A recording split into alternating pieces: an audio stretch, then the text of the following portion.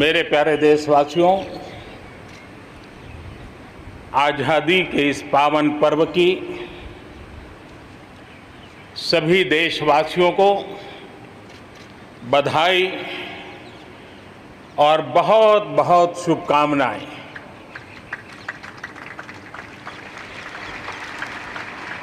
आज जो हम स्वतंत्र भारत में सांस ले रहे हैं, उसके पीछे मां भारती के लाखों बेटे बेटियों, उनका त्याग, उनका बलिदान और मां भारती को आज़ाद कराने के संकल्प के प्रति उनका समर्पण आज ऐसे सभी हमारे स्वातंत्र्य सेनानियों का, आज़ादी के वीरों का, नर बांकुरों का, वीर शहीदों का नमन करने का ये पर्व है। हमारे फौज के जाबाज जवान, हमारे अर्धसैनिक बल, हमारे पुलिस के जवान, सुरक्षा बल से जुड़े हुए हर कोई मां भारती के रक्षा में जुटे रहते हैं, सामान्य मानवीय की सुरक्षा में जुटे रहते हैं। आज उन सबको भी हृदयपूर्वक, आदरपूर्वक स्मरण करने का, उनके महान त्याग तपस्या को नमन करने का पर्व है। एक नाम और श्री अरविंद घोष क्रांति दूत से लेकर आध्यात्म की यात्रा, आज उनके संकल्प, उनका जन्म जयंती है। हमें उनके संकल्पों को, हमारे संकल्पों को पूर्ण करने के उनकी तरफ से आशीर्वाद बने रहे। हम एक विशिष्ट परिस्थिति से गुजर रहे हैं। आज छोटे छोटे बालक मेरे सामने नजर नहीं आ रहे। भारत का उज्जवल भविष्य क्यों? कोरोना ने सबको रोका हुआ है। इस कोरोना के कालखंड में लक्षावधि कोरोना वॉरियर्स, चाहे डॉक्टर हो, नर्सिस हो, सफाई कर्मी हो, एम्बुलेंस चलाने वाले लोग हो, किस किस के नाम गिनाऊंगा। उन लोगों ने इतने लंबे समय तक जिस प्रकार से सेवा परमो धर्मः इस मंत्र को जी करके दिखाया है, पूर्ण समर्पण भाव से मां भारती के लालों की सेवा की है, ऐसे सभी कोरोना वॉरियर्स को भी मैं आज नमन करता हूं। इस कोरोना के कालखंड में अनेक हमारे भाई बहन इस कोरोना के संकट में प्रभावित हुए हैं। कई परिवार प्रभावित हुए हैं। कईयों ने अपनी जान भी गंवाई है। मैं ऐसे सभी परिवारों के प्रति अपनी संवेदनशीलता प्रकट करता हूं और इस कोरोना के खिलाफ मुझे विश्वास है 130 करोड़ देशवासियों की अदम्य इच्छा शक्ति, संकल्प शक्ति हमें उसमें भी विजय दिलाएगी और हम विजयी होके रहेंगे। मुझे विश्वास है कि पिछले दिनों भी हम एक प्रकार से अनेक संकटों से गुजर रहे। बाढ़ का प्रकोप, खास करके नॉर्थ ईस्ट, पूर्वी भारत, दक्षिण भारत, पश्चिमी भारत के कुछ इलाके, कहीं लैंडस्लाइड, अनेक दिक्कतों का सामना लोगों को करना पड़ा है। अनेक लोगों ने अपनी जान गंवाई है। मैं उन परिवारों के प्रति भी मेरी संवेदना व्यक्त करता हूं और राज्य सरकारों के साथ कंधे से कंधा मिलाकर के ऐसी संकट की घड़ी में हमेशा देश एक बन करके, चाहे केंद्र सरकार हो, राज्य सरकार हो, हम मिल करके तत्काल जितनी भी मदद पहुंचाने का प्रयास कर सकते हैं, सफलतापूर्वक कर रहे हैं। मेरे प्यारे देशवासियों, आजादी का पर्व हमारे लिए, ये स्वतंत्रता का पर्व आजादी के वीरों को याद कर करके नए संकल्पों की ऊर्जा का एक अवसर होता है। एक प्रकार से हमारे लिए ये नई प्रेरणा लेकर के आता है, नया उमंग, नया उत्साह लेकर के आता है। और इस बार तो हमारे लिए संकल्प करना बहुत आवश्यक भी है और बहुत शुभ अवसर भी है, क्योंकि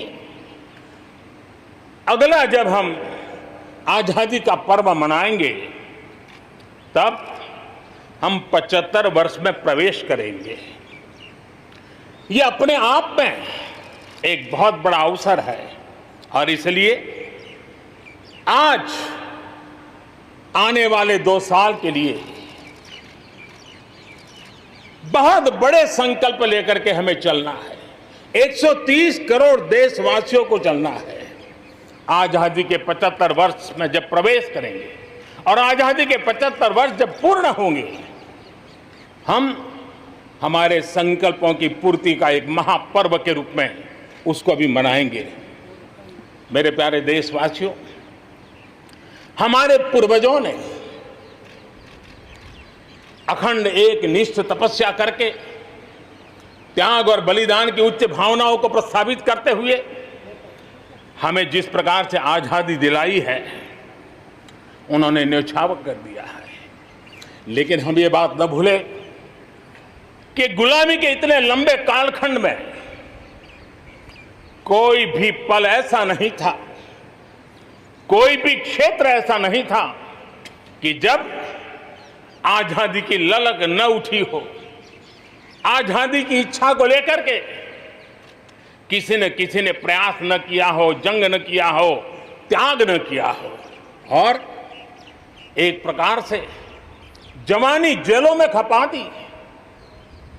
जीवन के सारे सपनों को, फांसी के फंदों को चूम करके आहूत कर दिया। ऐसे वीरों को नमन करते हुए और फिर एक तरफ सशस्त्र क्रांति का दौर, दूसरी तरफ जन आंदोलन का दौर, पूज्य बापू के नेतृत्व में राष्ट्र जागरण के साथ जन आंदोलन की एक धारा ने आजादी के आंदोलन को एक नई ऊर्जा दी और हम आजादी के पर्व को आज मना पा रहे हैं। इस आजादी के जंग में भारत की आत्मा को कुचलने के भी निरंतर प्रयास हुए हैं, अनगिनत प्रयास हुए हैं। भारत को अपनी संस्कृति, परंपरा, रीत रिवाज, इन सब से उखाड़ फेंकने के लिए क्या कुछ नहीं हुआ। वो कालखंड था, सैकड़ों सालों का कालखंड था। शाम दाम दंड भेद सब कुछ अपने चरम पर था और कुछ लोग तो ये मान के चलते थे कि हम तो यावत चंद्र दिवाकरो यहां पर राज करने के लिए आए हैं। लेकिन आजादी की ललक ने उनके सारे मंसूबों को जमीन दोस्त कर दिया। उनकी सोच थी कि इतना बड़ा विशाल देश, अनेक राजे रजवाड़े, भांति भांति की बोलियां, पहनवेश, खान पान, अनेक भाषाएं, इतनी विविधताओं के कारण बिखरा हुआ देश कभी एक होकर के आजादी का जंग लड़ नहीं सकता है। लेकिन इस देश की प्राण शक्ति वो पहचान नहीं पाए। अंतर्भूत जो प्राण शक्ति है, एकता का सूत्र जो हमें सबको बांध करके रखा हुआ है, उसने आजादी के उस पर्व में पूरी ताकत के साथ जब वो मैदान में आया तो देश आजादी के जंग में विजयी हुआ। हम ये भी जानते हैं कि वो कालखंड था विस्तारवाद की सोच वालों ने दुनिया में जहां भी फैल सकते के फैलने का प्रयास किया, अपने झंडे गाड़ने की कोशिश की, लेकिन भारत का आजादी का आंदोलन दुनिया के अंदर भी एक प्रेरणा का पुंज बन गया, दिव्य स्तंभ बन गया और दुनिया में भी आजादी की ललक जगी। और जो लोग विस्तारवाद के अंधी दौड़ में लगे हुए थे, अपने झंडे गाड़ने में लगे थे, उन्होंने अपने इस मंसूबों को, विस्तारवाद के मंसूबों को पार करने के लिए दुनिया को दो महाविश्व युद्ध में झोंक दिया, मानवता को तहस नहस कर दिया, जिंदगियां तबाह कर दी, दुनिया को तबाह कर दिया। लेकिन ऐसे कालखंड में भी, युद्ध की विभीषिका के बीच भी भारत ने अपनी आजादी की ललक को नहीं छोड़ा, न कमी आने दी, न नमी आने दी। देश बलिदान करने की जरूरत पड़ी, बलिदान देता रहा, कष्ट झेलने की जरूरत पड़ी, कष्ट झेलता रहा, जन आंदोलन खड़ा करने की जरूरत पड़ी, जन आंदोलन खड़ा करता रहा। और भारत की ये लड़ाई ने दुनिया में आजादी के लिए एक माहौल बना दिया। और भारत की एक शक्ति ने दुनिया में जो बदलाव लाया, विस्तारवाद के लिए चुनौती बन गया भारत। इतिहास इस बात को कभी नकार नहीं सकता है। इतिहास इस बात को नहीं। मेरे प्यारे देशवासियों, आजादी की लड़ाई में पूरे विश्व में भारत ने अपनी एकजुटता की ताकत, अपनी सामूहिकता की ताकत, अपने उज्जवल भविष्य के प्रति अपना संकल्प, समर्पण और प्रेरणा, उस ऊर्जा को लेकर के देश आगे बढ़ता चला गया। मेरे प्यारे देशवासियों, कोरोना वैश्विक महामारी के बीच 130 करोड़ भारतीयों ने संकल्प लिया, संकल्प आत्मनिर्भर बनने का। और आत्मनिर्भर भारत आज हर हिंदुस्तान के मन मस्तिष्क को में छाया हुआ है।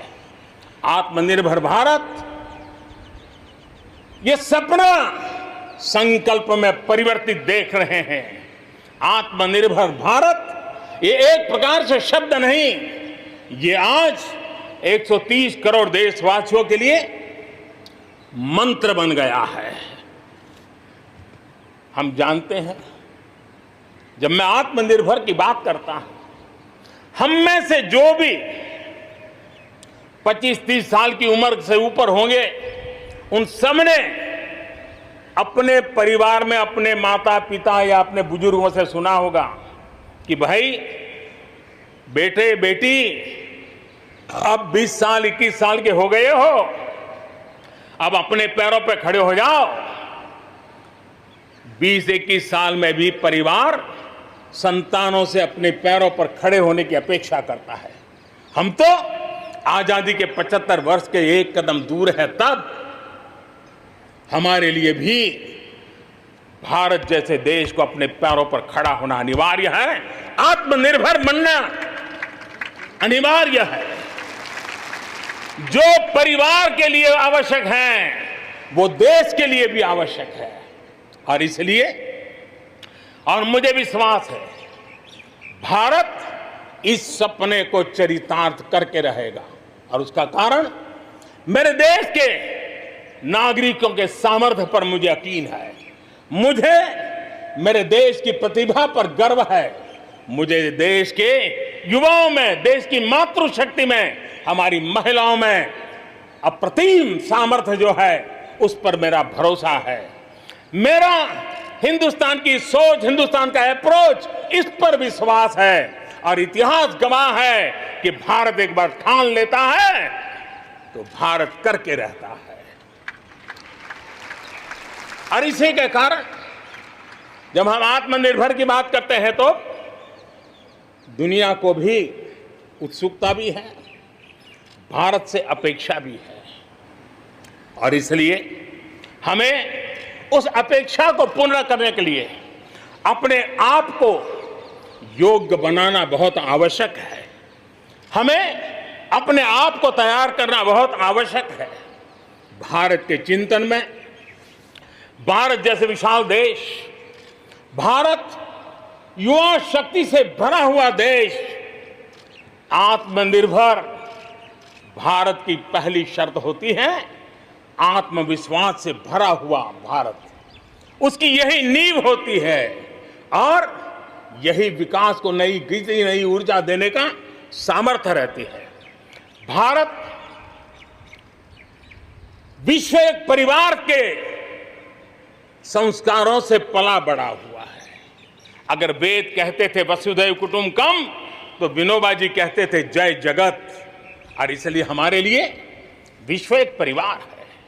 और इसलिए आर्थिक विकास भी हो, लेकिन साथ साथ मानव और मानवता का भी केंद्र स्थान होना चाहिए, इसका महत्व होना चाहिए। उसी को लेकर के हम चलते हैं। आज दुनिया इंटरकनेक्टेड है, आज दुनिया इंटरडिपेंडेंट है और इसलिए समय की मांग है कि विश्व अर्थव्यवस्था में भारत जैसे विशाल देश का योगदान बढ़ना चाहिए। विश्व कल्याण के लिए भी ये भारत का कर्तव्य है और भारत को अपना योगदान बढ़ाना है तो भारत को स्वयं को सशक्त होना होगा, भारत को आत्मनिर्भर होना होगा। हमें जग कल्याण के लिए भी अपने आप को सामर्थ्यवान बनाना ही पड़ेगा। और जब हमारी जड़ें मजबूत होगी, हमारा अपना सामर्थ्य होगा, तो हम दुनिया का भी कल्याण करने की दिशा में कदम उठा सकते हैं। हमारे देश में अथाक प्राकृतिक संपदा है, क्या कुछ नहीं है। आज समय की मांग है कि हमारे इन प्राकृतिक संसाधनों में हम वैल्यू एडिशन करें, हम हमारे मानव संपदा में मूल्य वृद्धि करें, नई ऊंचाइयों पर ले जाएं। और हम देश में कब तक कच्चा माल विदेश भेजते रहेंगे, रॉ मटेरियल कब तक दुनिया में भेजते रहेंगे। और देखिए तो रॉ मटेरियल दुनिया में भेजना और फिनिश गुड को दुनिया से वापस लाना, ये खेल कब तक चलेगा। और इसलिए हमें आत्मनिर्भर बनना होगा। हमारी हर शक्ति पर वैश्विक आवश्यकताओं के अनुसार मूल्य वृद्धि करना है, ये हमारा दायित्व है। ये वैल्यू एडिशन करने की दिशा में हम आगे बढ़ना चाहते हैं। हम विश्व में योगदान करने के लिए हम आगे बढ़ना चाहते हैं। विश्व में हम कुछ न कुछ, उसी प्रकार से कृषि क्षेत्र, एक समय था जब हम बाहर से गेहूं मंगवा करके अपना पेट भरते थे, लेकिन हमारे देश के किसानों ने वो कमाल करके दिखा दिया। आत्मनिर्भर भारत आज कृषि क्षेत्र में बना है। आज भारत के किसान, भारत के नागरिकों का ही पेट भरते इतना नहीं है, आज भारत वो स्थिति में है कि दुनिया में जिसकी जरूरत है उसको भी हम अन्न दे सकते हैं। अगर ये हमारी शक्ति है, आत्मनिर्भर की ये ताकत है, तो हमारे कृषि क्षेत्र में भी मूल्य वृद्धि आवश्यक है। वैश्विक आवश्यकताओं के अनुसार हमारे कृषि जगत में बदलाव की आवश्यकता है। विश्व की अपेक्षाओं को पूरा करने के लिए हमने हमारे कृषि जगत को भी आगे बढ़ाने की जरूरत है। आज देश अनेक नए कदम उठा रहा है और इसलिए अब आप देखिए स्पेस सेक्टर में हमने खुला कर दिया, देश के युवाओं को अवसर मिला है। हमने कृषि क्षेत्र को कानूनों से मुक्त कर दिया, बंधनों से मुक्त कर दिया। हमने आत्मनिर्भर बनाने का प्रयास किया हुआ है। जब भारत स्पेस सेक्टर में ताकतवर बनता है तो पड़ोसियों को जरूर उसका लाभ होता है। जब आप ऊर्जा के क्षेत्र में पावरफुल होते हैं तो जे देश अपना अंधेरा मिटाना चाहता है, भारत उसमें मदद कर सकता है। देश के जब हेल्थ सेक्टर का इंफ्रास्ट्रक्चर आत्मनिर्भर हो जाता है तो विश्व के अनेक देशों को टूरिज्म के रूप में, हेल्थ डेस्टिनेशन के रूप में भारत उनकी पसंदीदा बन सकता है। और इसलिए हमें आवश्यक है कि हम भारत में बने सामान की पूरी दुनिया में वाहवाही कैसी हो। और एक जमाना था हमारे देश में जो चीजें बनती थी, हमारे स्किल मैन पावर के द्वारा जो काम होता था, उसकी दुनिया में बहुत वाहवाह होती थी, इतिहास गवाह है। हमें जब आत्मनिर्भर की बात करते हैं तब सिर्फ इंपोर्ट कम करना इतना ही हमारी सोच नहीं है। जब आत्मनिर्भर की बात करते हैं तब हमारी ये जो कौशल्य है, हमारा जो ह्यूमन रिसोर्स का सामर्थ्य है, जब चीजें बाहर से आने लगती हैं तो उसका वो सामर्थ्य खत्म होता चला जाता है, पीढ़ी दर पीढ़ी वो नष्ट हो जाता है। हमें हमारे उस सामर्थ्य को बचाना भी है, बढ़ाना भी है, कौशल्य को बढ़ाना है, क्रिएटिविटी को बढ़ाना है और उसको लेकर के हमें आगे बढ़ना है। हमें स्किल डेवलपमेंट की दिशा में बल देना है। आत्मनिर्भर भारत के लिए, हमारे सामर्थ्य को बढ़ाने के लिए मेरे प्यारे देशवासियों, मैं जानता हूं जब मैं आत्मनिर्भर की बात करता हूं तब अनेक आशंकाएं प्रकट भी की जाती हैं। मैं इस बात को मानता हूं कि आत्मनिर्भर भारत के लिए लाखों चुनौतियां हैं और जब विश्व स्पर्धा के मोड़ में हो तब तो चुनौतियां बढ़ भी जाती हैं, लेकिन देश के सामने अगर लाखों चुनौतियां हैं तो देश के पास करोड़ों समाधान देने वाले शक्ति भी है, मेरे देशवासी भी हैं जो समाधान का सामर्थ्य देते हैं। अब देखिए, कोरोना के संकट काल में हमने देखा कि बहुत सी चीजों के लिए हम कठिनाइयों में हैं, हमें दुनिया से लाना है, दुनिया दे नहीं पा रही थी। हमारे देश के नौजवानों ने, हमारे देश के उद्यमियों ने, हमारे देश के उद्योग जगत के लोगों ने बीड़ा उठा लिया। जिस देश में N95 नहीं बनता था बनने लगे, PPE नहीं बनता था बनने लग गए, वेंटिलेटर नहीं बनता था बनने लग गए। देश की आवश्यकताओं की तो पूर्ति हुई, लेकिन दुनिया में एक्सपोर्ट करने की हमारी ताकत बन गई। दुनिया की जरूरत थी आत्मनिर्भर भारत दुनिया को कैसे मदद कर सकता है, आज हम इसमें हम देख सकते हैं। और इसलिए विश्व की भलाई में भी भारत का योगदान करना यह दायित्व बनता है और उसलिए भी हमें उसी प्रकार से बहुत हो चुका है। आजाद भारत की मानसिकता क्या होनी चाहिए? आजाद भारत की मानसिकता होनी चाहिए वोकल फॉर लोकल। हमारे जो स्थानीय उत्पाद है उसका हमने गौरवगान करना चाहिए। हम अपनी चीजों का गौरवगान नहीं करेंगे तो उसको अच्छा बनने का अवसर भी नहीं मिलेगा, उसकी हिम्मत नहीं बढ़ेगी। आइए हम मिलकर के संकल्प लें, आजादी के 75 साल के पर्व की ओर जब कदम रख रहे हैं तब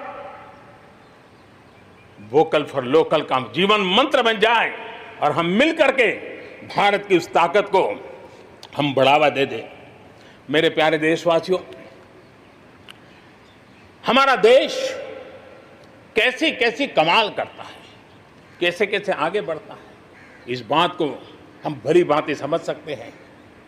कौन सोच सकता था कि कभी गरीबों के जनधन खाते में लाखों करोड़ों रुपए सीधे ट्रांसफर हो जाएंगे?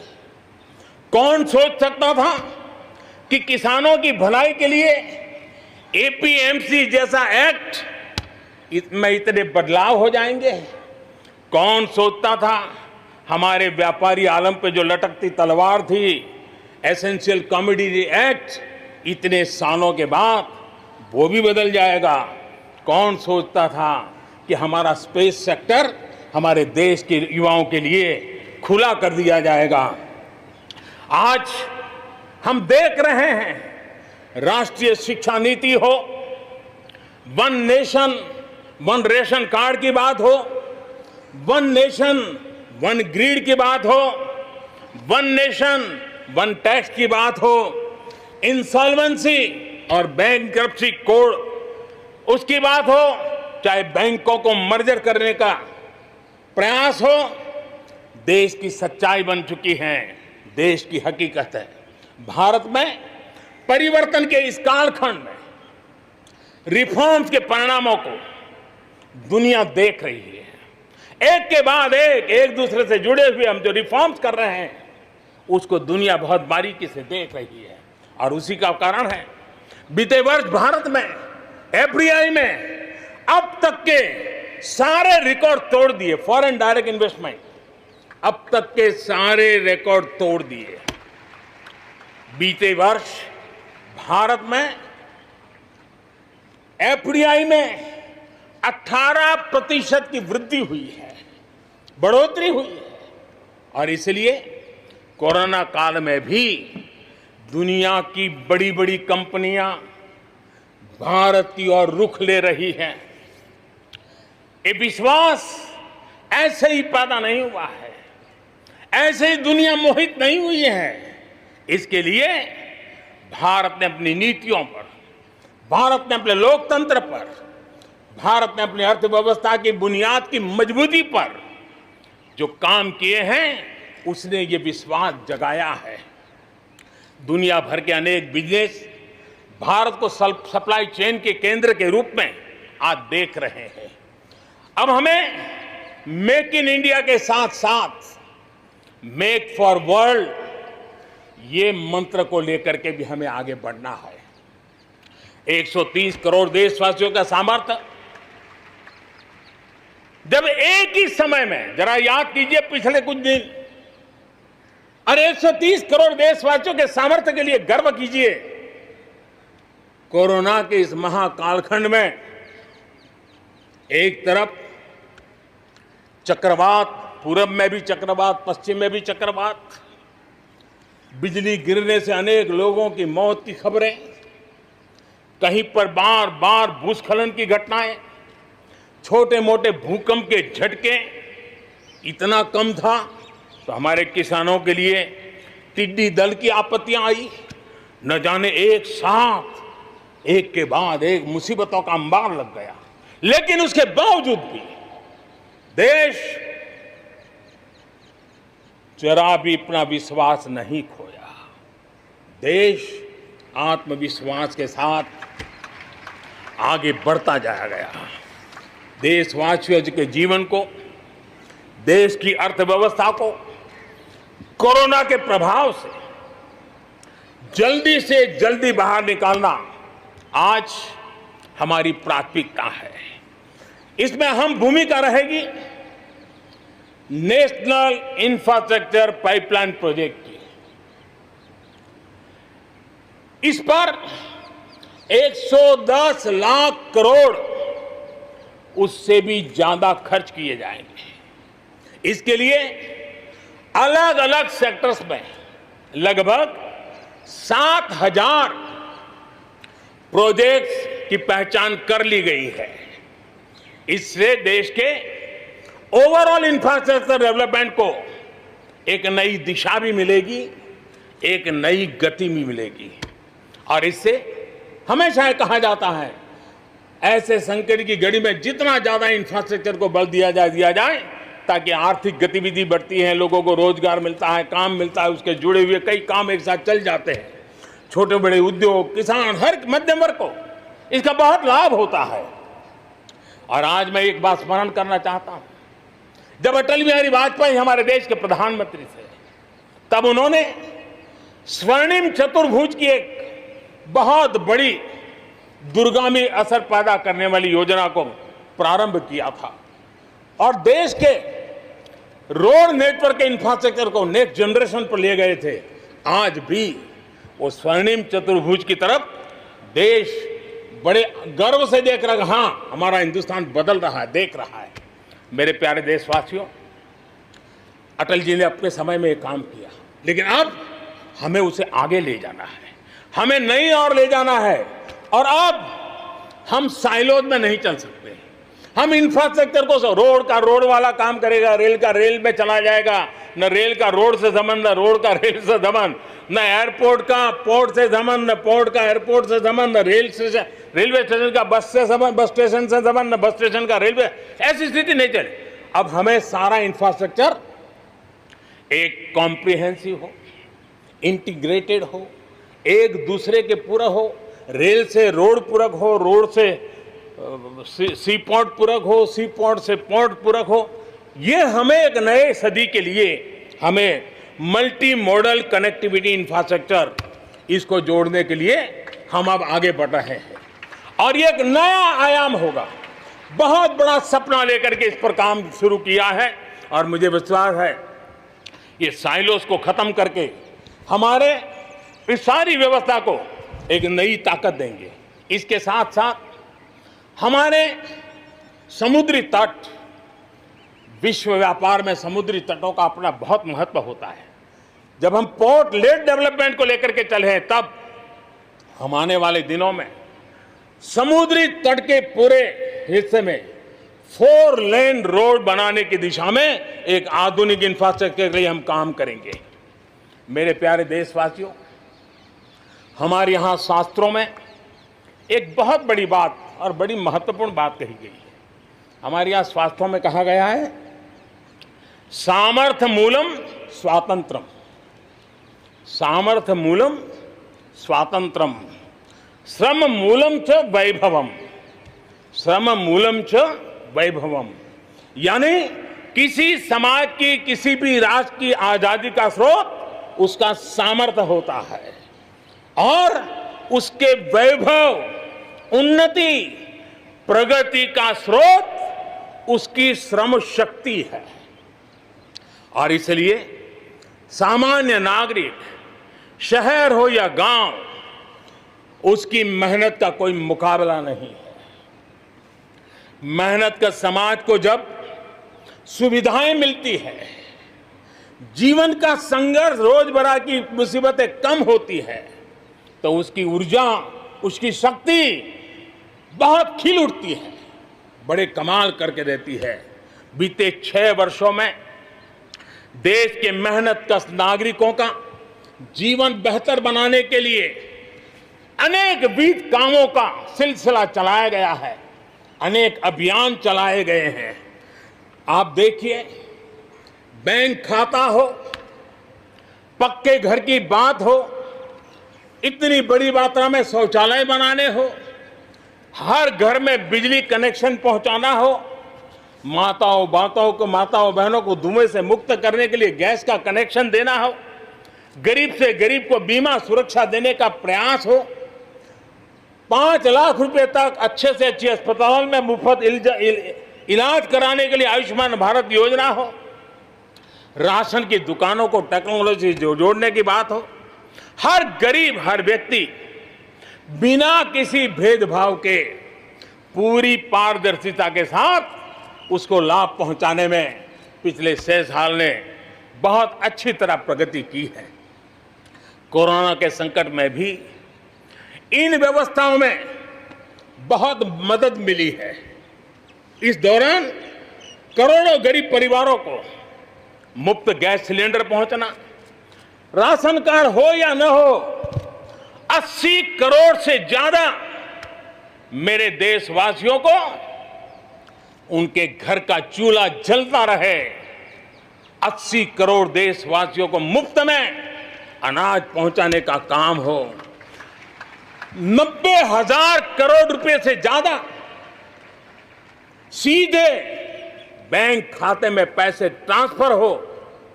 कुछ वर्ष पहले तो सोच भी नहीं सकते थे, कल्पना ही नहीं कर सकते थे कि दिल्ली 1 रुपया से 1 रुपया निकले और 100 के 100 पैसे गरीब के खाते में जमा हो जाए। ये पहले कभी सोचा भी नहीं जा सकता है। अपने ही गांव में रोजगार के लिए गरीब कल्याण रोजगार अभियान शुरू किया गया है। श्रमिक साथी खुद को रिस्किल करे, अपस्किल करे, इस पर विश्वास करते हुए, श्रम शक्ति पे भरोसा करते हुए, गांव के संसाधनों पर भरोसा करते हुए, हम वोकल फॉर लोकल को बल देते हुए, रीस्किल, अपस्किल के द्वारा हम हमारे देश की श्रम शक्ति को, हमारे गरीबों को एम्पावर करने की दिशा में हम काम कर रहे हैं। शहर में हमारे जो श्रमिक हैं, क्योंकि आर्थिक गतिविधि का केंद्र शहर है, गांव से लोग दूर दूर से शहरों में आते हैं। स्ट्रीट वेंडर्स हो, रेडी पटरी वाले लोग हो, आज बैंकों से उनको सीधा पैसा देने की योजना चल रही है लाखों लोगों ने इतने कम समय में कोरोना के कालखंड में इसका फायदा उठाया है। अब उनको कहीं से ज्यादा ब्याज से खानगी स्तर पर पैसे लेने की जरूरत नहीं पड़ेगी, बैंक से वो अधिकार से अपने पैसे ले पाएगा। उसी प्रकार से जब शहर में हमारे श्रमिक आते हैं, उनको रहने की अगर अच्छी सुविधा मिल जाए तो उनकी कार्य क्षमता में भी बहुत बढ़ोतरी होती है। और इसी बात को ध्यान में रखते हुए शहर के अंदर उनके लिए हमने आवास की व्यवस्था की एक बहुत बड़ी योजना बनाई है, ताकि शहर के अंदर जब श्रमिक आएगा तो वो अपने काम के लिए मुक्त मन से पूरे विश्वास के साथ आगे बढ़ पड़ेंगे। मेरे प्यारे देशवासियों, ये भी सही है कि विकास की इस यात्रा में भी हमने देखा है जैसे समाज जीवन में कुछ तबके पीछे रह जाते हैं, गरीबी से बाहर निकल नहीं पाते हैं, वैसे राष्ट्र जीवन में भी कुछ क्षेत्र होते हैं, कुछ भूभाग होते हैं, कुछ इलाके होते हैं जो पीछे रह जाते हैं। आत्मनिर्भर भारत बनाने के लिए हमारे लिए संतुलित विकास बहुत आवश्यक है और हमने 110 से ज्यादा आकांक्षी जिले आइडेंटिफाई किए हैं। उन 110 जिले जो एवरेज से भी पीछे हैं, उनको राज्य की और राष्ट्र की एवरेज तक ले आना है। सभी पैरामीटर में लेता है। वहां के लोगों को बेहतर शिक्षा मिले, वहां के लोगों को बेहतर स्वास्थ्य सुविधाएं मिले, वहां के लोगों को रोजगार के स्थानीय अवसर पैदा हो। और उसके लिए लगातार हमने इन 110 जिले जो हमारी विकास यात्रा में कहीं पीछे छूट गए हैं, उनको आगे ले जाने के लिए प्रयास कर रहे हैं। मेरे प्यारे देशवासियों, आत्मनिर्भर भारत की अहम प्राथमिकता आत्मनिर्भर कृषि और आत्मनिर्भर किसान, और इसको हम कभी भी नजरअंदाज नहीं कर सकते हैं। किसान को पिछले दिनों हमने देखा है, एक के बाद एक रिफॉर्म आजादी के इतने सालों के बाद किए गए हैं। किसान को तमाम बंधनों से मुक्त करना हो, वो काम हमने कर दिया है। आप सोच नहीं सकते होंगे, हमारे देश में आप अगर साबुन बनाते हैं, हिंदुस्तान के कोने में जाके साबुन बेच सकते हैं। आप अगर कपड़ा बनाते हैं, हिंदुस्तान के किसी कोने में जाके कपड़ा बेच सकते हैं। आप चीनी बनाएं, आप चीनी बेच सकते हैं। लेकिन मेरा किसान, बहुत लोगों को पता नहीं होगा, मेरे देश का किसान जो उत्पादन करता था, न वो अपनी मर्जी से बेच सकता था, न अपनी मर्जी से जहां बेचना चाहता था वहां बेच सकता था। उसके लिए जो दायरा तय किया था वहीं बेचना पड़ता था। उस सारे बंधनों को हमने खत्म कर दिया है। अब हिंदुस्तान का किसान उस आजादी की सांस को ले पाएगा, ताकि वो हिंदुस्तान के किसी में भी, दुनिया के किसी भी कोने में अपना माल बेचना चाहता है, वो अपने टर्म्स पर बेच पाएगा। इस बात को हमने किसान की आय को बढ़ाने के लिए अनेक वैकल्पिक चीजों को भी बल दिया है। उसके किसानी में इनपुट कॉस्ट कैसे कम हो, सोलार पंप, उसको डीजल पंप से मुक्ति कैसे दिला दे, अन्नदाता ऊर्जादाता कैसे बने, मधुमक्खी पालन हो, फिशरीज हो, पोल्ट्री हो, ऐसे अनेक चीजें उसके साथ जुड़ जाएं ताकि उसकी आय दोगुना हो जाए। उस दिशा में हम लगातार काम कर रहे हैं। आज समय की मांग है, हमारा कृषि क्षेत्र आधुनिक बने, मूल्य वृद्धि हो, वैल्यू एडिशन हो, फूड प्रोसेसिंग हो, पैकेजिंग की व्यवस्था हो, उसको संभालने की व्यवस्था हो, और इसलिए अच्छे इंफ्रास्ट्रक्चर की जरूरत है। आपने देखा होगा इस कोरोना कालखंड में ही पिछले दिनों 1 लाख करोड़ रुपया एग्रीकल्चर इंफ्रास्ट्रक्चर के लिए भारत की सरकार ने आवंटित किए हैं, और इंफ्रास्ट्रक्चर जो किसानों की भलाई के लिए होगा, और इसके कारण किसान अपना मूल्य भी प्राप्त कर सकेगा, दुनिया के बाजार में बेच भी पाएगा, विश्व बाजार में उसकी पहुंच बढ़ेगी। आज हमने ग्रामीण उद्योगों को मजबूत करने की जरूरत है। ग्रामीण क्षेत्रों में विशिष्ट प्रकार से आर्थिक क्लस्टर बनाने जाएंगे। कृषि और गैर कृषि उद्योगों को गांव के अंदर एक जाल बनाई जाएगी, और उसके कारण उसके साथ साथ किसानों के लिए जो नई एफपीओ हमने बनाने का, किसान उत्पादक संघ बनाने का जो हमने कोशिश की है, वो अपने आप में एक बहुत बड़ा इकोनॉमिकल एम्पावरमेंट का काम करेगा। भाइयों बहनों, मैंने पिछली बार यहां पर जल जीवन मिशन की घोषणा की थी। आज उसको 1 साल हो रहा है। मैं आज गर्व से कह सकता हूं कि जो हमने सपना लिया है कि पीने का शुद्ध जल, नल से जल हमारे देशवासियों को मिलना चाहिए। स्वास्थ्य की समस्याओं का समाधान भी शुद्ध पीने के जल से जुड़ा हुआ होता है। अर्थव्यवस्था में भी उसका बहुत बड़ा योगदान होता है और उसको लेकर के जल जीवन मिशन शुरू किया। आज मुझे संतोष है कि प्रतिदिन हम 1 लाख से ज्यादा घरों में, हर दिन 1 लाख से ज्यादा घरों में जल पहुंचा रहे हैं, पाइप से जल पहुंचा रहे हैं। और पिछले 1 साल में 2 करोड़ परिवारों तक हम जल पहुंचाने में यशस्वी हुए हैं। और विशेष करके जंगलों में दूर दूर रहने वाले हमारे आदिवासियों के घरों तक ये पहुंचाने का काम, बड़ा अभियान चला है। और मुझे खुशी है कि आज जल जीवन मिशन ने देश में एक तंदुरुस्त स्पर्धा का माहौल बनाया है। जिले जिले के बीच में तंदुरुस्त स्पर्धा हो रही है, नगर नगर के बीच में तंदुरुस्त स्पर्धा हो रही है, राज्य राज्य के बीच में तंदुरुस्त स्पर्धा हो रही है। हर किसी को लग रहा है कि प्रधानमंत्री का जल जीवन मिशन का जो सपना है उसको हम जल्दी से जल्दी अपने क्षेत्र में पूरा करेंगे। कोऑपरेटिव कॉम्पिटिटिव फेडरलिज्म को एक नई ताकत इस जल जीवन मिशन के साथ जुड़ गई है और उसके साथ भी हम आगे बढ़ रहे हैं।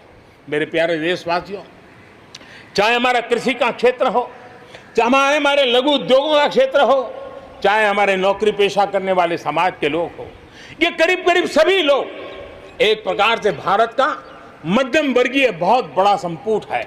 और मध्यम वर्ग से निकले हुए प्रोफेशनल्स आज दुनिया में अपना डंका जमा रहे हैं। मध्यम वर्ग से निकले हुए हमारे डॉक्टर, इंजीनियर, वकील, साइंटिस्ट, सब कोई दुनिया के अंदर अपना नाम डंडा जमा रहे हैं।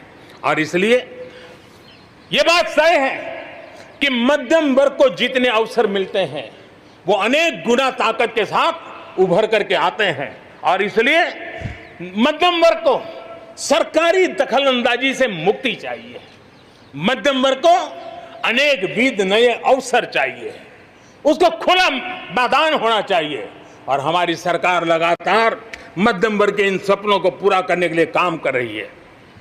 मध्यम वर्ग मिरेकल करने की ताकत रखता है।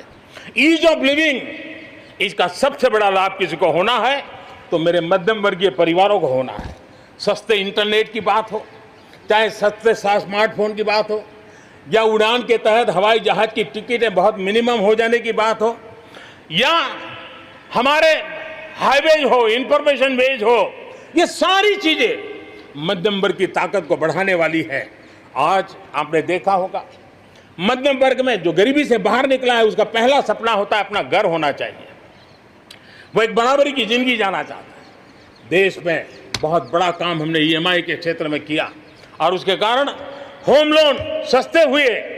और जब एक घर के लिए लोन लेता है तो लोन पूरी करते करते करीब 6 लाख रुपया कि उसके छूट मिल जाती है। यह इतना ही नहीं, पिछले दिनों ध्यान में आया कि बहुत गरीब मध्यम वर्ग के परिवारों ने पैसे लगाए हुए हैं, लेकिन योजनाएं पूरी न होने के कारण खुद का घर मिल नहीं रहा है, किराया भरना पड़ रहा है। भारत सरकार ने 25,000 करोड़ रुपया का विशिष्ट फंड बना करके ये जो आधे अधूरे घर हैं उनको पूरा करके मध्यम वर्गीय परिवारों को घर मिल जाए, उसके लिए हमने अब कदम उठाया है। जीएसटी में बहुत तेजी से टैक्सेशन कम हुआ है, इनकम टैक्स कम हुआ है। आज मिनिमम उस प्रकार के व्यवस्थाओं के साथ हम देश को आगे बढ़ाने का प्रयास कर रहे हैं। कोऑपरेटिव बैंकों को आरबीआई से जोड़ना ये अपने आप में मध्यम वर्गीय परिवारों के पैसों को सुरक्षित रखने की गारंटी इसके साथ जुड़ी हुई है। एमएसएमई सेक्टर में जो रिफॉर्म्स हुए हैं, एग्रीकल्चर सेक्टर में जो रिफॉर्म्स हुए हैं, इसका सीधा सीधा लाभ हमारे मध्यम वर्गीय मेहनतकश परिवारों को जाने वाला है। और उसके कारण हजारों करोड़ रुपए के स्पेशल फंड आज जो हमारे व्यापारी बंधुओं को, हमारे में लघु उद्योगकारों को हम दे रहे हैं, उनको इसका लाभ मिलने वाला है। आम भारतीय की शक्ति, उसकी ऊर्जा आत्मनिर्भर भारत अभियान का एक बहुत बड़ा आधार है। इस ताकत को बनाए रखने के लिए हर स्तर पर निरंतर काम जारी है।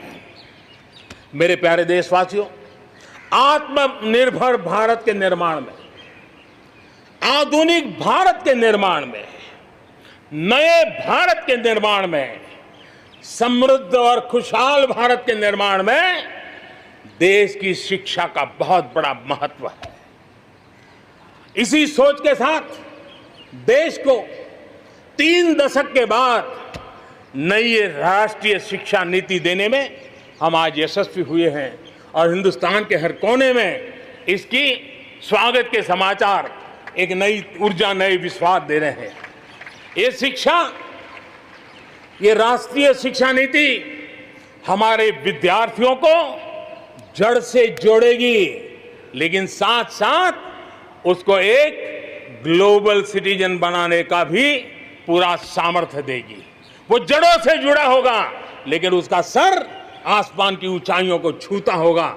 आज आपने देखा होगा राष्ट्रीय शिक्षा नीति में एक विशेष बल दिया गया है नेशनल रिसर्च फाउंडेशन का, क्योंकि देश को प्रगति करने के लिए इनोवेशन बहुत आवश्यक होता है। इनोवेशन को जितना बल मिलेगा, रिसर्च को जितना बल मिलेगा, उतना ही देश को आगे ले जाने में और कॉम्पिटिटिव वर्ल्ड के अंदर आगे बढ़ने में बहुत ताकत मिलेगी। आपने सोचा होगा, क्या कभी इतना तेजी से गांव तक ऑनलाइन क्लासेस का इतना माहौल बन जाएगा? कभी कभी आफत में भी कुछ ऐसी चीजें उभर करके आ जाती हैं, नई ताकत दे देती है। और इसलिए आपने देखा होगा कोरोना काल में ऑनलाइन क्लासेस एक प्रकार से कल्चर बन गया है। आप देखिए ऑनलाइन डिजिटल ट्रांजैक्शन वो भी कैसे बढ़ रहे हैं। भीम यूपीआई गत 1 महीने में, यानी किसी को भी गर्व होगा कि भारत जैसे देश में यूपीआई भीम के द्वारा गत 1 महीने में 3 लाख करोड़ रुपए का ट्रांजैक्शन हुआ है। अपने आप में हम किस प्रकार से बदली हुई स्थितियों को स्वीकार करने लगे हैं, ये इसका नमूना है। आप देखते हैं 2014 से पहले हमारे देश में 5 दर्जन पंचायतों में ऑप्टिकल फाइबर था। गत 5 वर्ष में 1.5 लाख ग्राम पंचायतों तक ऑप्टिकल फाइबर नेटवर्क पहुंच चुका है, जो आज इतना मदद कर रहा है। सभी पंचायतों में पहुंचने के लक्ष्य के साथ हमने काम शुरू किया था। जो 1 लाख पंचायतें बाकी हैं, वहां भी तेजी से काम चल रहा है, लेकिन बदली पड़ी हुई परिस्थिति में गांव की भी डिजिटल इंडिया में भागीदारी अनिवार्य बन गई है। गांव के लोगों को भी इस प्रकार की ऑनलाइन सुविधाओं की जरूरत बढ़ गई है। इसको ध्यान में रखते हुए पहले जो हमने कार्यक्रम बनाया था, हर पंचायत तक पहले पहुंचेंगे, लेकिन आज मैं आपसे बताना चाहूंगा कि अब हमने तय किया है कि सभी 6 लाख से ज्यादा जो हमारे गांव है, उन सभी गांवों में ऑप्टिकल फाइबर नेटवर्क पहुंचाया जाएगा। जरूरत बदली है तो हमने प्रायोरिटी भी बदली है।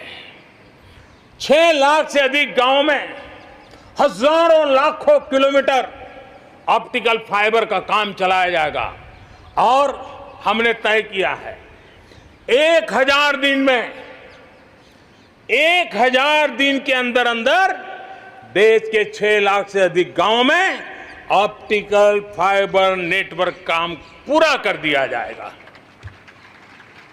बदलती हुई टेक्नोलॉजी में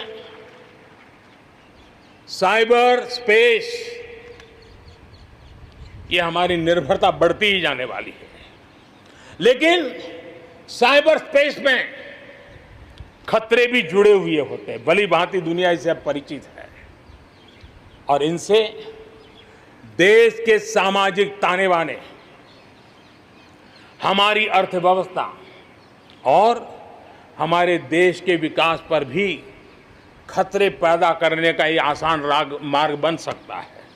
और इसलिए भारत इसमें बहुत सचेत है, भारत बहुत सतर्क है और इन खतरों का सामना करने के लिए फैसले ले रहा है इतना ही नहीं, नई व्यवस्थाएं भी लगातार विकसित की जा रही है। बहुत ही अल्प समय में नई साइबर सुरक्षा रणनीति, इसका एक पूरा खाका देश के सामने आएगा। आने वाले समय में सब इकाइयों को जोड़ करके हम इस साइबर सिक्योरिटी के अंदर सबको एक साथ चलना पड़ेगा। उसके लिए आगे बढ़ने की रणनीति बनाएंगे। मेरे प्यारे देशवासियों, भारत में महिला शक्ति को जब जब भी अवसर मिले उन्होंने देश का नाम रोशन किया, देश को मजबूती दी है। महिलाओं को स्वरोजगार और रोजगार के समान अवसर देने के लिए आज देश प्रतिबद्ध है। आज भारत में महिलाएं अंडरग्राउंड कोयले की खदान में काम कर रही हैं, तो आज मेरे देश की बेटियां फाइटर प्लेन भी उड़ा करके आसमान की बुलंदियों को चूम रही है। आज भारत दुनिया के उन देशों में है जहां नौसेना और वायुसेना में महिलाओं को कॉम्बैट रोल में शामिल किया जा रहा है। गर्भवती महिलाओं को सैलरी के साथ 6 महीने की छुट्टी देने का फैसले की बात हो। हमारे देश की महिलाएं जो 3 तलाक के कारण पीड़ित रहती थी, वैसी हमारी मुस्लिम बहनों को मुक्ति दिलाने, आज़ादी दिलाने का काम हो। महिलाओं के आर्थिक सशक्तिकरण की बात हो। 40 करोड़ जो जनधन खाते खोले गए हैं, उसमें 22 करोड़ खाते हमारी बहनों के हैं। कोरोना काल में करीब 30,000 करोड़ रुपए इन बहनों के खाते में जमा कर दिए गए हैं। मुद्रा लोन 25 करोड़ के करीब मुद्रा लोन दिए गए, उसमें 70% मुद्रा लोन लेने वाली हमारी माताएं बहनें हैं। प्रधानमंत्री आवास योजना के तहत जो खुद का घर मिल रहा है, उसमें अधिकतम रजिस्ट्री भी महिलाओं के नाम हो रही है। मेरे प्यारे देशवासियों, गरीब बहन बेटियों की बेहतर स्वास्थ्य की भी चिंता यह सरकार लगातार कर रही है। हमने जन औषधि केंद्र के अंदर 1 रुपये में सैनिटरी पैड पहुंचाने के लिए एक बहुत बड़ा काम किया। 6,000 जन औषधि केंद्रों में पिछले कुछ थोड़े से समय में ही करीब 5 करोड़ से ज्यादा सैनिटरी पैड हमारी इन गरीब महिलाओं तक पहुंच चुके हैं। बेटियों में कुपोषण खत्म हो, उनकी शादी की सही आयु क्या हो, इसके लिए हमने कमेटियां बना की रचना की है। उसका रिपोर्ट आते ही बेटियों की शादी की उम्र के बारे में भी उचित फैसले लिए जाएंगे। मेरे प्यारे देशवासियों, इस कोरोना के सेक्टर में कालखंड में हेल्थ सेक्टर की तरफ ध्यान जाना बहुत स्वाभाविक है और इसलिए आत्मनिर्भर की सबसे बड़ी सीख हमें हेल्थ सेक्टर ने इस संकट के काल में सिखा दी है और उस लक्ष्य में प्राप्त करने के लिए हमें आगे भी बढ़ना है। अब देखिए, कोरोना के समय, उसके पूर्व हमारे देश में सिर्फ एक लैब थी टेस्टिंग के लिए। आज 1400 लैब्स का नेटवर्क है, हिंदुस्तान के हर कोने में फैला हुआ है। जब कोरोना का संकट आया तो एक दिन में सिर्फ 300 टेस्ट हो पाते थे। इतने कम समय में हमारे लोगों ने वो शक्ति दिखा दी है कि आज हर दिन 7 लाख से ज्यादा टेस्ट हम कर पाए। कहाँ 300 से शुरू किया था और कहाँ हम 7 लाख तक पहुंच गए।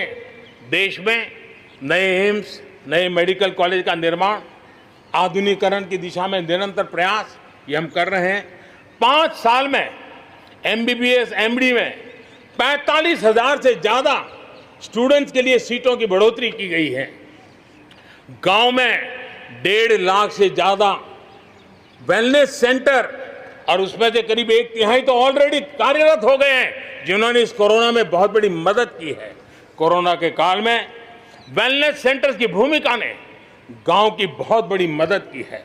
हेल्थ सेक्टर में आज से एक बहुत बड़ा अभियान शुरू होने जा रहा है और उसमें टेक्नोलॉजी का भी बहुत बड़ा रोल रहेगा।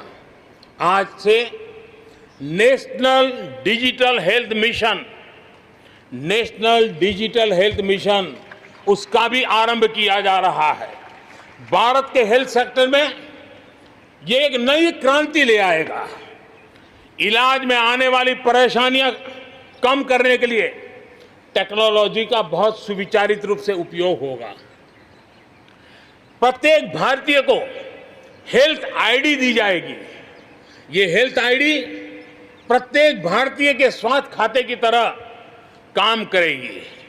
आपके हर टेस्ट, हर बीमारी, आपको किस डॉक्टर के पास कौन सी दवा ली थी, उनका क्या डायग्नोसिस था, कब दी थी, आपकी रिपोर्ट क्या थी, ये सारी जानकारी इस एक हेल्थ आईडी में आपको समाहित की जाएगी। डॉक्टर से अपॉइंटमेंट हो, पैसा जमा करना हो, अस्पताल में पर्ची बनवाने की भागदौड़ हो, तमाम दिक्कतें नेशनल डिजिटल हेल्थ मिशन के माध्यम से अनेक मुसीबतों से मुक्ति मिलेगी और उत्तम स्वास्थ्य के लिए हमारा कोई भी नागरिक सही फैसले कर पाएगा। ये व्यवस्था उसे होने वाली है। मेरे प्यारे देशवासियों, जब भी अब कोरोना की बात आती है तो एक बात स्वाभाविक है, हर किसी के मन में सवाल है, कोरोना की वैक्सीन कब तैयार होगी? ये सवाल हर एक के मन में है, पूरी दुनिया में है। मैं आज देशवासियों को कहना चाहूँगा, देश के हमारे वैज्ञानिकों की प्रतिभा एक ऋषि मुनि की तरह लेबोरेटरी में जी जान से जुटे हुए हैं, अखंड एक निष्ठ तपस्या कर रहे हैं, बड़ी कड़ी मेहनत कर रहे हैं और भारत में एक नहीं, दो नहीं, तीन वैक्सीन उसके टेस्टिंग के अलग अलग चरण में है। वैज्ञानिकों से जब हरी झंडी मिल जाएगी, बड़े पैमाने पर प्रोडक्शन होगा और उसकी तैयारियां भी पूरी तरह रेडी हैं और तेजी से प्रोडक्शन के साथ वैक्सीन हर भारतीय तक कम से कम समय में कैसे पहुंचे, उसका खाका भी तैयार है, उसका रूपरेखा भी तैयार है। मेरे प्यारे देशवासियों, हमारे देश में अलग अलग जगहों पर विकास की तस्वीर अलग अलग है। कुछ क्षेत्र बहुत आगे हैं, कुछ क्षेत्र बहुत पीछे हैं। ये असंतुलन आत्मनिर्भर भारत के सामने एक महत्वपूर्ण चुनौती मैं मान सकता हूं और इसलिए जैसा मैंने प्रारंभ में कहा, 110 आकांक्षी जिलों पर हम बल दे रहे हैं, उसको विकास की बराबरी लाना चाहते हैं। हम विकास के इकोसिस्टम बनाना, कनेक्टिविटी को सुधारना, ये हमारी प्राथमिकता है। अब आप देखें, हिंदुस्तान का पश्चिमी भाग और हिंदुस्तान को मध्य से देखें, हिंदुस्तान का पूर्वी भाग, पूर्वी उत्तर प्रदेश हो, बिहार हो, बंगाल हो, नॉर्थ ही हो, उड़ीसा हो, ये सारे हमारे क्षेत्र अपार संपदा है, प्राकृतिक संपदा के भंडार है। यहाँ के लोग सामर्थ्यवान है, शक्तिवान है, प्रतिभावान है, लेकिन अवसरों के अभाव में ये क्षेत्र हमारे असंतुलन रहा है और इसलिए हमने अनेक नए कदम उठाए। ईस्टर्न डेडिकेटेड फ्रेट कॉरिडोर हो, पूर्व में गैस पाइपलाइन से जोड़ने की बात हो, नए रोड रेल का इंफ्रास्ट्रक्चर खड़ा करना हो, वहाँ नए पोर्ट बनाने हो, यानी एक प्रकार से पूरा डेवलपमेंट के लिए जो इंफ्रास्ट्रक्चर का खाका होना चाहिए, बड़ा होलिस्टिक तरीके से विकसित हम कर रहे हैं ताकि हमारे क्षेत्र भी विकास की दिशा में। उसी प्रकार से लेह लद्दाख, करगिल, जम्मू कश्मीर, एक क्षेत्र एक प्रकार से इस क्षेत्र को 1 वर्ष पूर्व 370 से आजादी मिल चुकी है, 1 साल पूरा हो चुका है। ये 1 साल जम्मू कश्मीर के एक नई विकास यात्रा का बड़ा महत्वपूर्ण पड़ाव है। ये 1 साल वहां महिलाओं को, दलितों को मूलभूत अधिकारों को दिल देने वाला कालखंड रहा है। ये हमारे शरणार्थियों को गरिमापूर्ण जीवन का भी एक साल रहा है। विकास का लाभ गांव और गरीब तक पहुंचाने के लिए बैक टू विलेजेस जैसे विशेष अभियान चलाए जा रहे हैं। आयुष्मान योजना को बेहतरीन तरीके से आज जम्मू कश्मीर लद्दाख के क्षेत्र में उपयोग किया जा रहा है। मेरे प्यारे देशवासियों, लोकतंत्र की मजबूती, लोकतंत्र की सच्ची ताकत हमारी चुनी हुई स्थानीय इकाइयों में है। हम सभी के लिए गर्व की बात है कि जम्मू कश्मीर में स्थानीय इकाइयों के जनप्रतिनिधि सक्रियता और संवेदनशीलता के साथ विकास के नए युग को आगे बढ़ा रहे हैं। मैं उनके वहीं के सभी पंच सरपंचों को हृदय से बहुत बहुत बधाई देता हूं विकास यात्रा में उनकी सक्रिय भागीदारी के लिए। जम्मू कश्मीर में डिलिमिटेशन की प्रक्रिया चल रही है। सुप्रीम कोर्ट के निवृत्त न्यायमूर्ति के नेतृत्व में डिलिमिटेशन का काम चल रहा है और जल्दी से डिलिमिटेशन का काम पूरा होते ही भविष्य में वहां चुनाव हो, जम्मू कश्मीर के एमएलए हो, जम्मू कश्मीर के मंत्रीगण हो, जम्मू कश्मीर के मुख्यमंत्रीगण हो, नई ऊर्जा के साथ विकास के मार्ग पर आगे बढ़ें। इसके लिए देश प्रतिबद्ध भी है और प्रयासरत भी है। लद्दाख को केंद्र शासित प्रदेश बना करके बरसों पुरानी जो उनकी मांग थी, उनकी आकांक्षा थी, उस आकांक्षा को हमने पूर्ण करने का, उनको सम्मानित करने का एक बहुत बड़ा काम किया है। हिमालय की ऊंचाइयों में बसा लद्दाख विकास के नए शिखर की ओर आगे बढ़ रहा है। अब सेंट्रल यूनिवर्सिटी वहां पर आगे बन रही है, नए रिसर्च सेंटर बन रहे हैं, होटल मैनेजमेंट के कोर्सेज वहां चल रहे हैं। बिजली के लिए 7,500 मेगावाट के सोलर पार्क के निर्माण की योजना बन रही है। लेकिन मेरे प्यारे देशवासियों, लद्दाख की कई विशेषता हैं। उन विशेषताओं को हमें संभालना भी है, संवारना भी है। और जैसे सिक्किम ने, हमारे नॉर्थ ईस्ट में सिक्किम ने अपनी एक ऑर्गेनिक स्टेट की पहचान बनाई है, वैसे ही लद्दाख, लेह, करगिल, ये पूरा क्षेत्र हमारे देश के लिए कार्बन न्यूट्रल इकाई के रूप में उसकी पहचान बना सकता है। और इसके लिए भारत सरकार वहां के नागरिकों के साथ मिलकर के एक नमूना रूप, प्रेरणा रूप कार्बन न्यूट्रल और वो भी विकास का मॉडल, वहां की आवश्यकताओं की पूर्ति वाला मॉडल, उस दिशा में हम आगे बढ़ रहे हैं। मेरे प्यारे देशवासियों, भारत ने दिखाया है कि पर्यावरण के साथ संतुलन रखते हुए भी तेज विकास संभव है। आज भारत वन वर्ल्ड, वन सन, वन ग्रिड के विजन्स के साथ पूरी दुनिया में को खास करके सूर्य ऊर्जा के क्षेत्र में प्रेरित कर रहा है। रिन्यूएबल एनर्जी के उत्पादन के मामले में आज भारत दुनिया के 5 टॉप देशों में अपनी जगह बना चुका है। प्रदूषण के समाधान को लेकर भारत सजग भी है और भारत सक्रिय भी है। स्वच्छ भारत अभियान हो, धुआं मुक्त रसोई गैस की व्यवस्था हो, एलईडी बल्ब का अभियान हो, सीएनजी आधारित ट्रांसपोर्टेशन की व्यवस्था हो, इलेक्ट्रिक मोबिलिटी के लिए प्रयास हो, हम कोई कसर नहीं छोड़ रहे हैं। पेट्रोल से प्रदूषण को कम करने के लिए इथेनॉल उत्पादन, उसको बढ़ाने पर और उसके इस्तेमाल पर बल दिया जा रहा है। 5 साल पहले हमारे देश के अंदर इथेनॉल की क्या स्थिति थी? 5 साल पहले हमारे देश में 40 करोड़ लीटर उत्पादन होता था। आज 5 साल में 5 गुना हो गया और आज 200 करोड़ लीटर इथेनॉल हमारे देश में बन रहा है, जो पर्यावरण के लिए बहुत उपयोगी हो रहा है।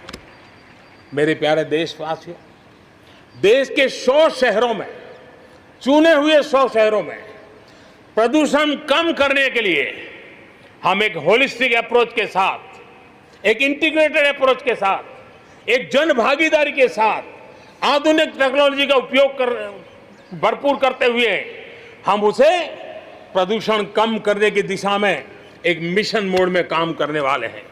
मेरे प्यारे देशवासियों, भारत इस बात को गर्व से कह सकता है, भारत उन बहुत कम देशों में से एक है जहां जंगलों का विस्तार हो रहा है। अपनी बायोडायवर्सिटी के संरक्षण और संवर्धन के लिए भारत पूरी तरह संवेदनशील है। हम लोगों ने सफलतापूर्वक प्रोजेक्ट टाइगर, प्रोजेक्ट एलिफेंट हमने सफलतापूर्वक आगे बढ़ाया है। हमारे यहाँ टाइगर की आबादी बढ़ी है। अब आने वाले दिनों में एशियाटिक लायन, प्रोजेक्ट लायन की शुरुआत हो रही है और उसमें प्रोजेक्ट लायन भारतीय शहरों की रक्षा, सुरक्षा, आवश्यक इंफ्रास्ट्रक्चर और विशेष करके उनके लिए जो आवश्यक होता है स्पेशल प्रकार का हेल्थ इंफ्रास्ट्रक्चर, उस पर भी काम किया जाएगा और प्रोजेक्ट लाइन पर बल दिया जाएगा। साथ ही एक और काम को भी हम बढ़ावा देना चाहते हैं और वो है प्रोजेक्ट डॉल्फिन चलाया जाएगा। नदियों में, समंदर में रहने वाली दोनों तरह की डॉल्फिन्स पर हम फोकस करेंगे। इससे बायोडायवर्सिटी को भी बल मिलेगा और रोजगार के अवसर भी मिलेंगे। ये टूरिज्म के आकर्षण का भी केंद्र होता है, तो इस दिशा में भी हम आगे बढ़ने वाले हैं। मेरे प्यारे देशवासियों, जब हम एक असाधारण लक्ष्य को लेकर के असाधारण यात्रा पर निकलते हैं तो रास्ते में चुनौतियों की भरमार होती है और चुनौतियां भी असामान्य होती है। इतनी आपदाओं के बीच ही सीमा पर भी देश के सामर्थ्य को चुनौती देने के दुष्प्रयास हुए हैं, लेकिन एलओसी से लेकर एलएसी तक देश की संप्रभुता पर जिस किसी ने आंख उठाई, देश की सेना ने, हमारे वीर जवानों ने उसका उसी की भाषा में जवाब दिया है।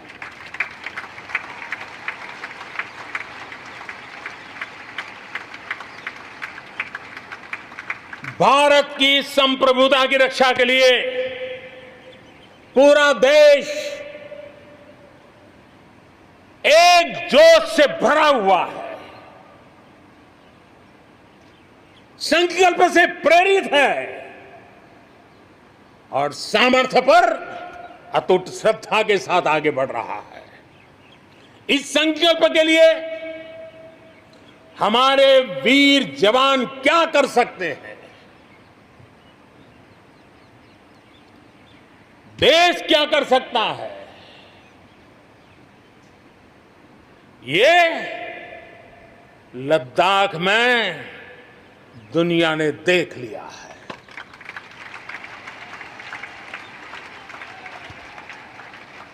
मैं आज मातृभूमि पर न्योछावर उन सभी वीर जवानों को लाल किले की प्राचीर से आदरपूर्वक नमन करता हूं।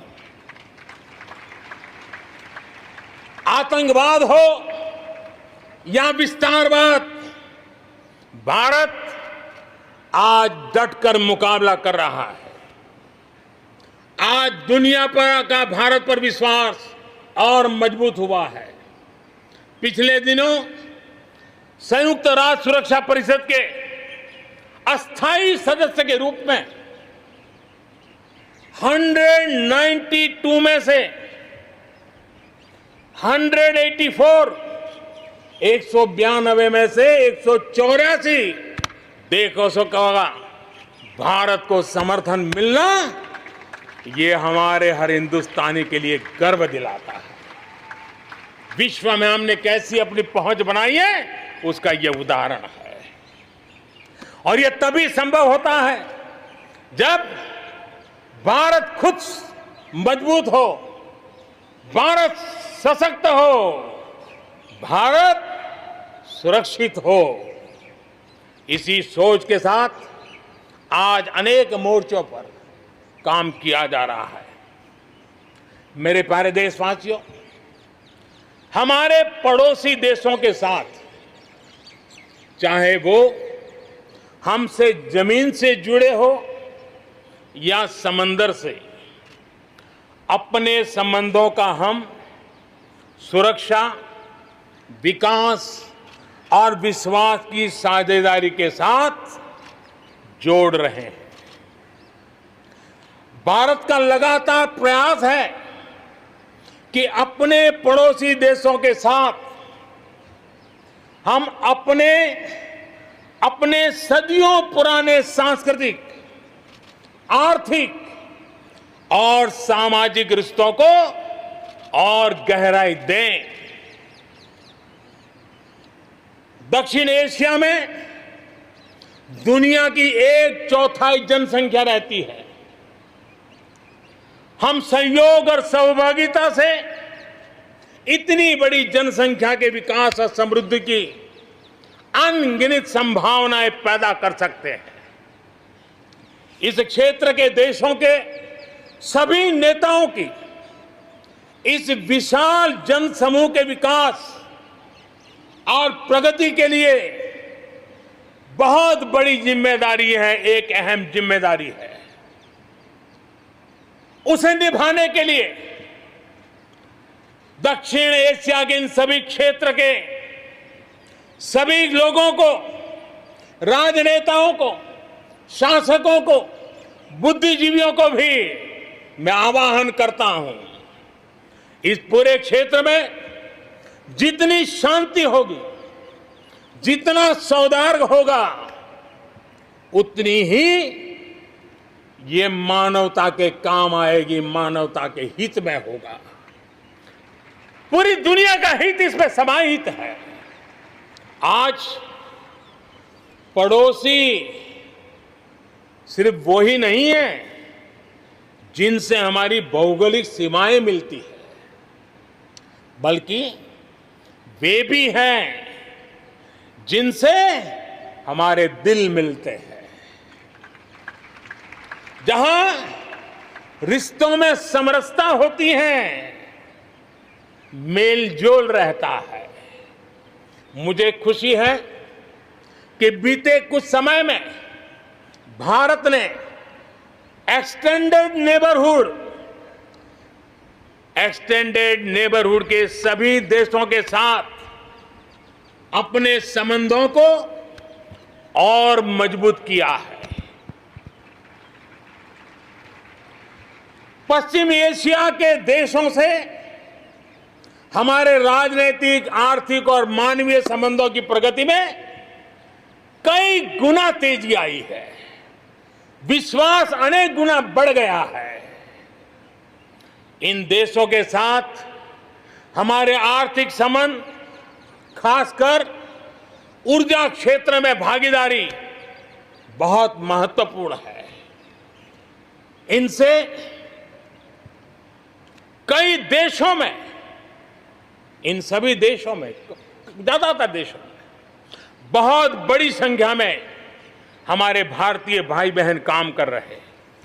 जिस प्रकार इन देशों ने कोरोना के संकट के समय भारतीयों की मदद की, भारत सरकार के अनुरोध का सम्मान किया, उसके लिए भारत उन सभी देशों का आभारी है और मैं अपना आभार प्रकट करना चाहता हूं।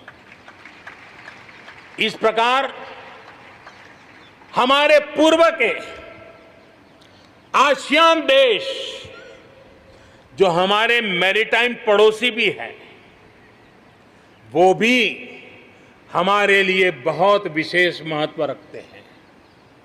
इनके साथ भारत का हजारों वर्ष पुराना धार्मिक और सांस्कृतिक संबंध है। बौद्ध धर्म की परंपराएं हमें उनसे जोड़ती है। आज भारत इन देशों के साथ सिर्फ सुरक्षा क्षेत्र में नहीं बल्कि समुद्री संपदा के क्षेत्र में भी सहयोग बढ़ा रहा है। मेरे प्यारे देशवासियों, भारत के जितने प्रयास शांति और सौहार्द के लिए है, उतनी ही प्रतिबद्धता अपनी सुरक्षा और अपनी सेनाओं को सशक्त करने के लिए भी है। रक्षा उत्पादन में आत्मनिर्भर भारत के लिए बड़े कदम उठाए गए हैं। हाल ही में 100 से ज्यादा सैन्य उपकरणों के आयात पर हमने रोक लगा दी है। मिसाइलों से लेकर के हल्के युद्धक हेलीकॉप्टरों तक, असॉल्ट राइफल से लेकर ट्रांसपोर्ट एयरक्राफ्ट तक सभी मेक इन इंडिया हो गए। अपना तेजस भी अपनी तेजी और अपनी ताकत दिखाने के लिए आधुनिक जरूरतों के हिसाब से तैयार हो रहा है। देश की सुरक्षा में हमारे बॉर्डर और कोस्टल इंफ्रास्ट्रक्चर की बहुत बड़ी भूमिका है। आज हिमालय की चोटियां हो या हिंद महासागर के द्वीप, हर दिशा में कनेक्टिविटी के विस्तार पर जोर दिया जा रहा है। लद्दाख से लेकर के अरुणाचल प्रदेश तक बड़े पैमाने पर हमारे देश की सुरक्षा को ध्यान में रखते हुए नई सड़कें तैयार की गई हैं। देश में, मेरे प्यारे देशवासियों, हमारा इतना बड़ा समुद्र तट है, लेकिन साथ साथ हमारे पास 1300 से ज्यादा आइलैंड्स हैं। कुछ चुनिंदा आइलैंड के महत्व को देखते हुए तेजी से विकसित करने पर हम आगे बढ़ रहे हैं। आपने देखा होगा, पिछले सप्ताह 5 दिन पहले अंडमान निकोबार में submarine optical fibre cable project का लोकार्पण हुआ। अंडमान निकोबार को भी चेन्नई और दिल्ली जैसी इंटरनेट सुविधा अब उपलब्ध होगी। अब हम आगे लक्षद्वीप को भी इसी तरह जोड़ने के लिए काम को आगे बढ़ाने वाले हैं। अगले 1000 दिन में लक्षद्वीप को भी तेज इंटरनेट की सुविधा से जोड़ने का हमने लक्ष्य रखा है। बॉर्डर और कोस्टल एरिया के युवाओं के विकास, उसको भी सुरक्षा को केंद्र में रखते हुए विकास के मॉडल की दिशा में हम आगे बढ़ रहे हैं। और उसमें एक कदम, एक बड़ा अभियान हम शुरू कर रहे हैं। हमारे जो बॉर्डर इलाके हैं, हमारे जो कोस्टल इलाके हैं, वहाँ के करीब 173 डिस्ट्रिक्ट हैं जो किसी न किसी देश की सीमा या समुद्री तट से जुड़े हुए हैं। आने वाले दिनों में एनसीसी का विस्तार उन बॉर्डर डिस्ट्रिक्ट के नौजवानों के लिए किया जाएगा। बॉर्डर एरिया के कैडेट्स को हम करीब 1 लाख नए एनसीसी के कैडेट तैयार करेंगे और उसमें 1/3 हमारी बेटियां हो, ये भी प्रयास रहेगा। बॉर्डर एरिया के कैडेट्स को सेना प्रशिक्षित करेगी। कोस्टल एरिया के जो कैडेट्स हैं उनको नेवी के लोग प्रशिक्षित करेंगे और जहां एयरबेस है वहां के कैडेट को एयरफोर्स की तरफ से ट्रेनिंग दी जाएगी। बॉर्डर और कोस्टल एरिया को आप आपदाओं से निपटने के लिए एक ट्रेन्ड मैन पावर मिलेगा। युवाओं को आर्म फोर्सेस में कैरियर बनाने के लिए जरूरी स्किल भी मिलेगी।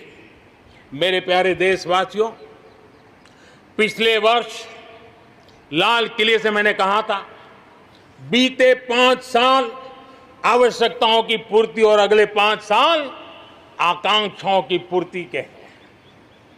बीते 1 साल में ही देश ने बड़े और महत्वपूर्ण फैसलों के पड़ाव को पार कर लिया है। गांधी 150 पर भारत ने गांवों को खुद को खुले में शौच से मुक्त किया है। आस्था की वजह से प्रताड़ित शरणार्थियों को नागरिकता देने का कानून, दलितों, पिछड़ों, ओबीसी के लिए, एससी, एसटी, ओबीसी के लिए आरक्षण के अधिकार को बढ़ाने की बात हो, असम और त्रिपुरा में ऐतिहासिक शांति समझौता हो, फौज की सामूहिक शक्ति को और प्रभावी बनाने के लिए चीफ ऑफ डिफेंस स्टाफ की नियुक्ति हो, करतारपुर साहिब कॉरिडोर का रिकॉर्ड समय में निर्माण हो, देश ने इतिहास बनाया, इतिहास बदले देखा, असाधारण काम करके दिखाया। 10 दिन पूर्व अयोध्या में भगवान राम के भव्य मंदिर का निर्माण शुरू हुआ। राम जन्मभूमि के सदियों पुराने विषय का शांतिपूर्ण समाधान हो चुका है। देश के लोगों ने जिस संयम के साथ और समझदारी के साथ आचरण किया है, व्यवहार किया है, यह अभूतपूर्व है और भविष्य के लिए हमारे लिए प्रेरणा का कारण है। शांति, एकता और सद्भावना, यही तो आत्मनिर्भर भारत की ताकत बनने वाली है। यही मेलजोल, यही सद्भाव भारत के उज्जवल भविष्य की गारंटी है। इसी सद्भाव के साथ हमें आगे बढ़ना है। विकास में के इस महायज्ञ में हर हिंदुस्तानी को अपनी कुछ न कुछ आहुति देनी है। इस दशक में भारत नई नीति और नई रीति के साथ ही आगे बढ़ेगा। जब साधारण से काम नहीं चलेगा, अब होती है चलती का वक्त अब चला गया। हमें दुनिया में किसी से कम नहीं, हम सबसे ऊपर रहने का प्रयास करेंगे और इसलिए हम सर्वश्रेष्ठ उत्पादन, सर्वश्रेष्ठ ह्यूमन रिसोर्सेज, सर्वश्रेष्ठ गवर्नेंस, हर चीज में सर्वश्रेष्ठ के लक्ष्य को लेकर के आजादी के 75 साल के लिए हमें आगे बढ़ना है। हमारी पॉलिसीज, हमारे प्रोसेस, हमारे प्रोडक्ट्स, सब कुछ उत्तम से उत्तम हो, बेस्ट हो, तभी एक भारत श्रेष्ठ भारत की परिकल्पना साकार होगी। आज हमें फिर से संकल्प लेने की जरूरत है। ये संकल्प आजादी के लिए बलिदान देने वालों के सपनों को पूरा करने का हो। ये संकल्प 130 करोड़ देशवासियों के लिए हो। ये संकल्प हमारी आने वाली पीढ़ियों के लिए हो, उनके उज्जवल भविष्य के लिए हो। ये संकल्प आत्मनिर्भर भारत के लिए हो। हमें शपथ लेनी होगी, हमें प्रतिज्ञा करनी होगी। हम आयात को कम से कम करने की दिशा में योगदान करेंगे। हम अपने लघु उद्योगों को सशक्त करेंगे। हम सब लोकल के लिए वोकल बनेंगे और हम ज्यादा इनोवेट करेंगे। हम एम्पावर करेंगे अपने युवाओं को, महिलाओं को, आदिवासियों को, दिव्यांगों को, दलितों को, गरीबों को, गांव को, पिछड़ों को, हर किसी को।